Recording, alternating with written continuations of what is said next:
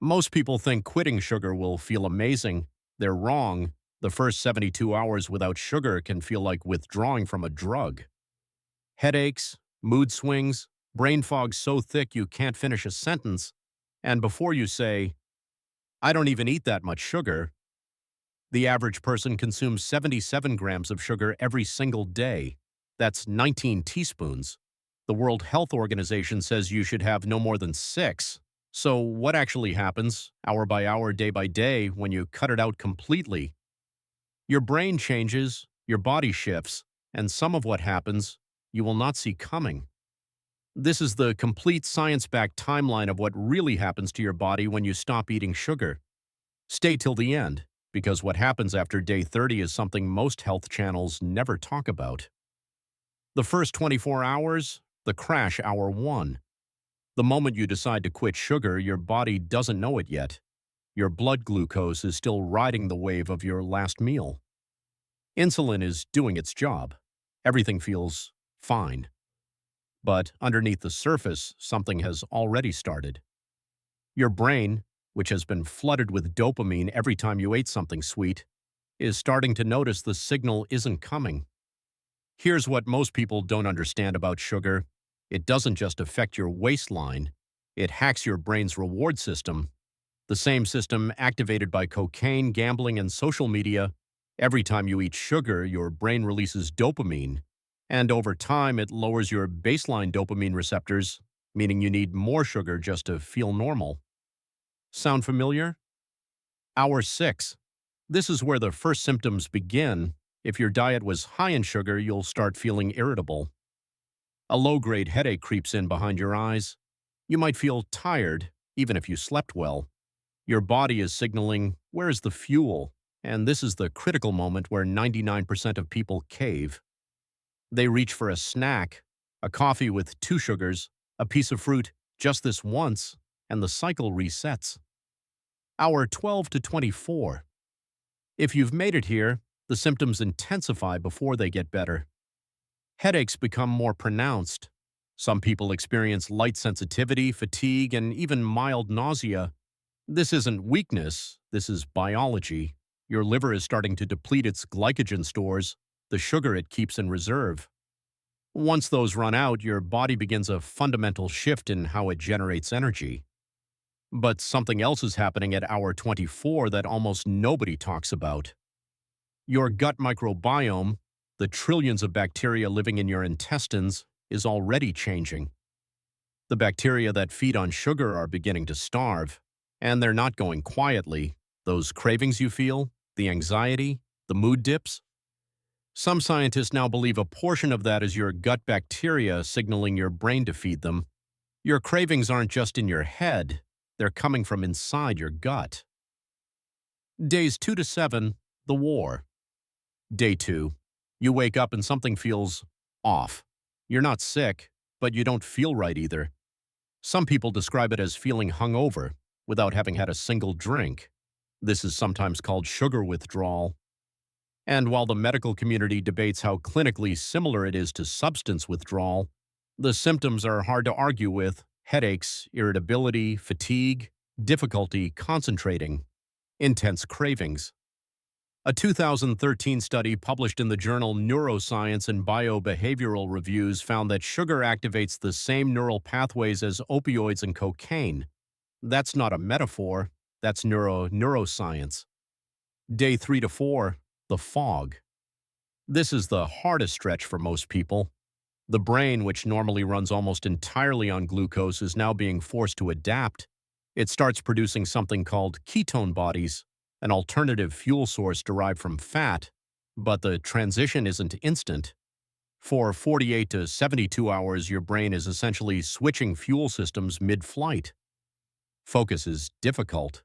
Simple tasks feel heavy. Some people feel emotionally flat, not sad exactly, just gray. This is temporary, but it's real. And if you don't know it's coming, it's the moment you convince yourself something is wrong and quit. Don't quit. Day 5 to 6, the turn. Around day 5, something shifts. The fog starts to lift, not completely, but you get your first glimpse of the other side. Your energy starts to stabilize rather than spike and crash. That 3 p.m. slump that you've lived with for years? For many people, it simply doesn't come. Your skin starts showing early signs of change. Inflammation, which sugar actively promotes, begins to quiet down. Some people notice their face looks slightly less puffy. And your taste buds, which have been desensitized by years of intense sweetness, start to recalibrate. A plain strawberry tastes sweeter than it ever has. A carrot has a richness you never noticed before. Your palate is rebooting. Day 7, 1 week in. If you've made it 1 week, something significant has happened inside your body that you can't see, but a blood test would confirm immediately. Your insulin sensitivity has improved. Insulin, the hormone responsible for managing blood sugar, has been working overtime for years in most sugar-heavy diets. Cells become resistant to it, the pancreas pumps out more, the whole system strains under the load. After just 7 days without sugar, that system starts to breathe again. And here's why that matters beyond just feeling better. Insulin resistance is linked to type 2 diabetes, heart disease, obesity, Alzheimer's disease, and certain cancers. 7 days of cutting sugar isn't just about losing a few pounds. It's about telling your body you are no longer in a state of chronic emergency. Weeks 2 to 4, the transformation. Week 2, the cravings aren't gone, but they're quieter now. Instead of a roar, they're a whisper. And for the first time, you feel like you're in control of them rather than the other way around. Your sleep quality begins to improve. Here's something most people don't know.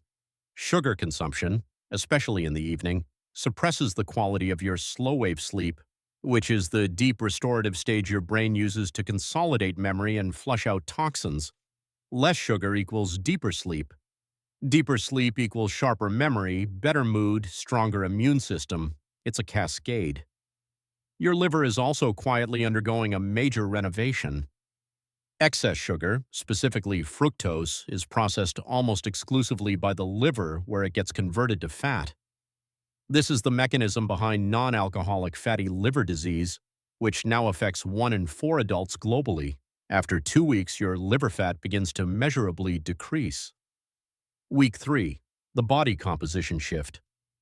You're not just losing water weight now. Your body has shifted into a state where fat is a primary fuel source, without constant sugar spikes triggering insulin, which locks fat inside cells.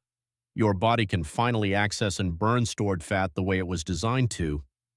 The number on the scale may not move dramatically, but body composition, the ratio of fat to muscle, begins to shift. Your face may look more defined. Clothes fit slightly differently. And inflammation, which sugar feeds like gasoline on fire, dasis, continues to drop. Joint pain for some people begins to ease. Skin conditions like acne and eczema, both linked to inflammatory responses from sugar, start showing real visible improvement. Week 4, the month, 1 month without sugar. Your blood panels tell a story your mirror might not fully show yet. Triglycerides, the fat particles in your blood associated with heart disease, are down. LDL cholesterol, the harmful kind, has likely decreased. Blood pressure may have dropped several points. Your HbA1c, the marker for average blood sugar over 3 months, is trending in a direction that could, for some people, mean the reversal of prediabetes. This isn't a diet result. This is a biological overhaul. Beyond 30 days, what they don't tell you.